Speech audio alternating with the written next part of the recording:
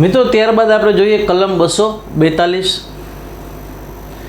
કોઈ દાવામાં અથવા ફોજદારી કામમાં કોઈ કૃત્ય કરવા અથવા કાર્યવાહી કરવા માટે ખોટું નામ ધારણ કરવા બાબત। હવે કોઈ દાવામાં અથવા તો કોઈ ફોજદારી કાર્યવાહીમાં જો કોઈ વ્યક્તિ ખોટું નામ ધારણ કરે, એટલે એકની બદલે બીજી વ્યક્તિ હોય અને એ કોર્ટ કાર્યવાહીમાં અથવા તો કોઈ પુરાવામાં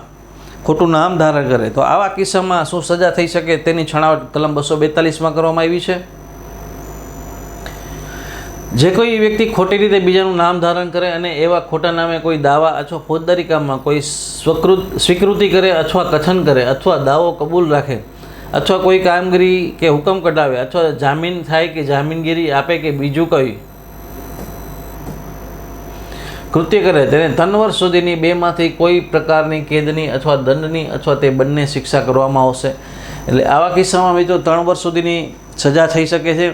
ખોટું નામ ધારણ કરીને માની લો જામીન આપ્યા હોય, ખોટું નામ ધારણ કરીને કોઈ કામગીરી કરી હોય, કોર્ટમાં કોઈ હુકમનામું મેળવ્યું હોય, અથવા આવા સંજોગોમાં આ પ્રકારનો ગુનો બને છે મિત્રો। ત્યારબાદ છે કલમ 243। કોઈ મિલકતને જપ્ત થયેલી મિલકત તરીકે અથવા હુકમ બજાવણીમાં કબજે લેવાથી અટકાવવા માટે તેને કપટપૂર્વક દૂર કરવા કે છુપાવવા બાબત।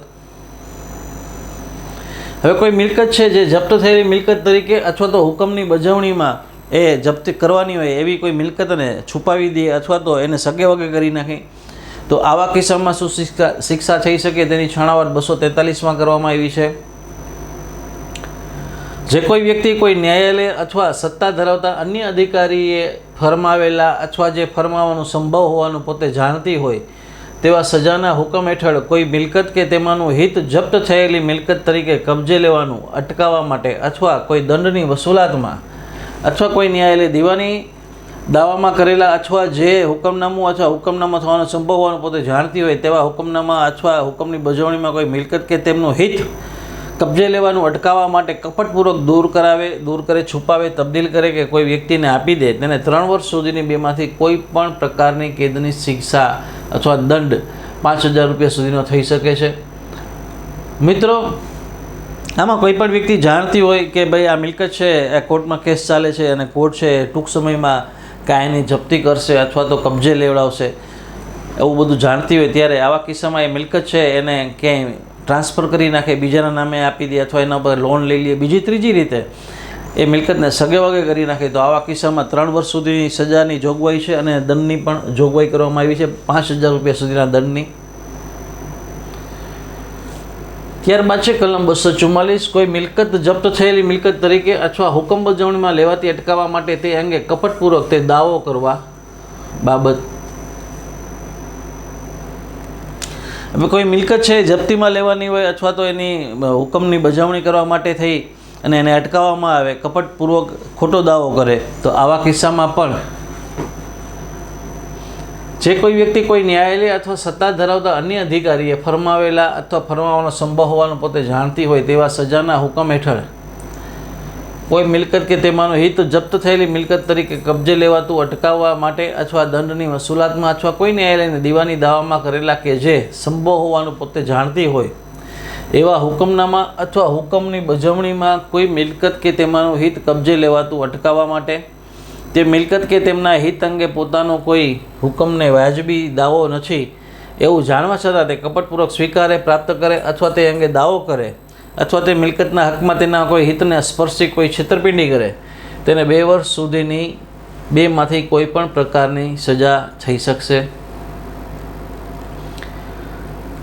એટલે કોઈ પણ જપ્ત થયેલી મિલકત તરીકે અથવા હુકમનામું બજાવણીમાં લેવાથી અટકાવવા માટે એ અંગે જો કપટપૂર્વક કોઈ વ્યક્તિ ખોટો દાવો કરી અને એ જપ્તી અટકાવે અથવા એમાં પોતાનું હિત ઊભું કરી લે, તો આવા કિસ્સામાં 2 વર્ષ સુધીની સજાની જોગવાઈ છે મિત્રો, અને દંડની પણ જોગવાઈ છે। કલમ 245 લેણી ન હોય તે રકમ માટે કપટપૂર્વક હુકમનામું થવા દેવા બાબત। હવે કોઈ વ્યક્તિ છે એ ખરેખર પૈસા માગતી ન હોય અને એવા કિસ્સામાં એ લેણી રકમ ન હોય તેમ છતાંય કોર્ટમાંથી એ હુકમનામું મેળવી લે કોઈના વિરુદ્ધ, તો આ કૃત્ય છે એ પણ કલમ 245 હેઠળ જેને કહેવાય ગુનો બને છે। જે કોઈ વ્યક્તિ બીજી કોઈ વ્યક્તિને કરેલા દાવામાં તેની લેણી ન હોય અથવા લેણી હોય તેથી વધુ રકમ અથવા જે મિલકત કે મિલકતમાં હિતની બીજી વ્યક્તિ હકદાર ન હોય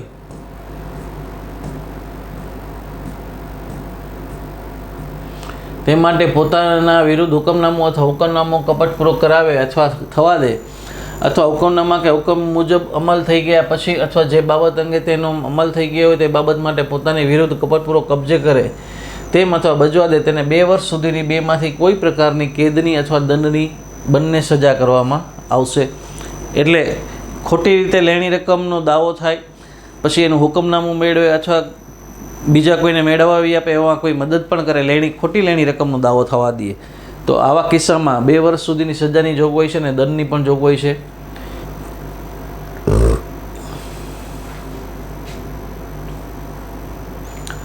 એમાં દાખલો આપીને સમજાવવાનો પ્રયાસ કર્યો છે કે ડીની સામે એ દાવો માંડે છે, પોતાની વિરુદ્ધ એ હુકમનામું મેળવે એવો સંભવ હોવાનું જાણવા છતાં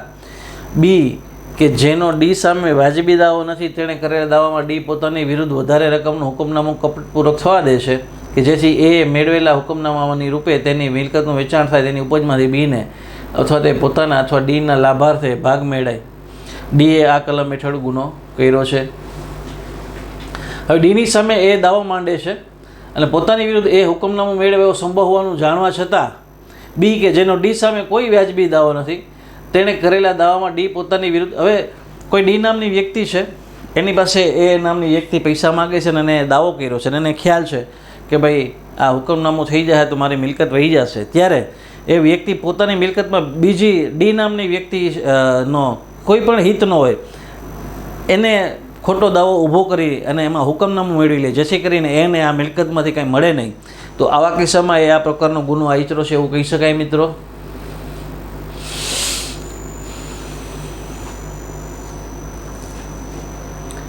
કલમ 246 ન્યાયાલયમાં બદ્ધતા નથી ખોટો દાવો કરવા બાબત. એટલે કોઈ ખોટા ઈરાદે જો કોઈ દાવો કરવામાં આવે કોર્ટમાં તો 246 હેઠળ ગુનો બને છે. આવા કિસ્સામાં જે વ્યક્તિ કપટપૂર્વક અથવા બદ્ધા નથી અથવા કોઈ વ્યક્તિને હાનિ પહોંચાડવા કે ત્રાસ આપવાના ઈરાદાથી જો ખોટું હોવાનું પોતે જાણતી હોય એવો દાવો કોઈ ન્યાયાલયમાં કરે તેને 2 વર્ષ સુધીની બેમાંથી કોઈ પ્રકારની કેદની શિક્ષા કરવામાં આવશે અને તે દંડને પણ પાત્ર થશે. એટલે ખોટી કેસ કાર્યવાહીમાં 2 વર્ષ સુધીની સજાની જોગવાઈ છે. ત્યારબાદ કલમ 247 લેણી થતી ન હોય તે રકમ કપટપૂર્વક હુકમનામું મેળવવા બાબત. વ્યક્તિ પાસે લેણી રકમ ન હોય તેમ છતાં કપટપૂર્વક એમાં હુકમનામું થવા દે અથવા હુકમનામું મેળવી લે. જો કોઈ વ્યક્તિ પોતાની લેણી ન હોય અથવા લેણી હોય તેથી વધુ રકમ માટે અથવા પોતે હક ધરાવતી ન હોય તેવી મિલકત કે મિલકતના હિત માટે બીજું કોઈ વ્યક્તિના હિત વિરુદ્ધ કપટપૂર્વક હુકમનામું કે હુકમ મેળવે તે મુજબ અમલ થઈ ગયા પછી અથવા જે બાબત અંગે તેનો અમલ થઈ ગયો હોય તે બાબત માટે કોઈ વ્યક્તિની વિરુદ્ધ કપટપૂર્વક તેની બજાવણી કરાવે અથવા એવું કૃત્ય પોતાને થવા દે કે થવા દેવાની પરવાનગી આપે તેને 2 વર્ષ સુધીની બેમાંથી કોઈ પ્રકારની કેદની અથવા દંડની અથવા તે બંને સજા કરવામાં આવશે.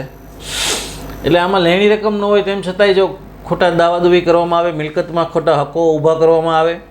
અને એ રીતે હુકમનામા મેળવવામાં આવે અથવા હુકમનામા થઈ ગયા હોય તેની બજાવણી કરવા દેવામાં આવે તો આવા કિસ્સામાં 2 વર્ષ સુધીની કેદની સજા છે અને દંડની પણ જોગવાઈ છે.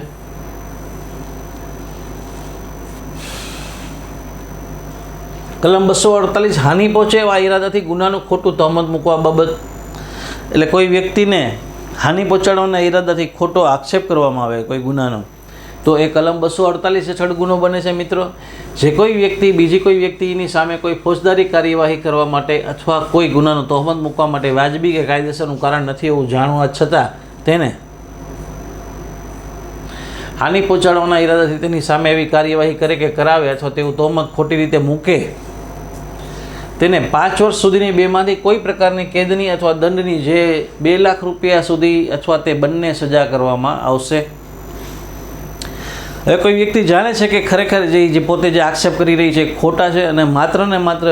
સામેવાળી વ્યક્તિને રાગ દ્વેષથી જેને કહેવાય કે હેરાન પરેશાન કરવાના ઈરાદે જો ખોટા તહમત મૂકે, ખોટા આક્ષેપો કરે તો આવા કિસ્સામાં એને 5 વર્ષ સુધીની કેદની શિક્ષા કરવામાં આવશે જે સખત પણ હોઈ શકે, સાદી પણ હોઈ શકે અને 2 લાખ રૂપિયા સુધીનો દંડની જોગવાઈ છે મિત્રો. ત્યારબાદ એવી ફોજદારી કાર્યવાહી મોતની, આજીવન કેદની કે 10 વર્ષ સુધીની કે તેથી વધુ કેદની સજાને પાત્ર ગુનાનો તોમત મૂકીને કરી હોય તો તે 10 વર્ષ સુધીની બેમાંથી કોઈ પ્રકારની કેદની સજા કરવામાં આવશે અને દંડને પણ પાત્ર થશે. હવે આ જે આક્ષેપ કરવામાં આવે છે એ મોતની અથવા આજીવન કેદની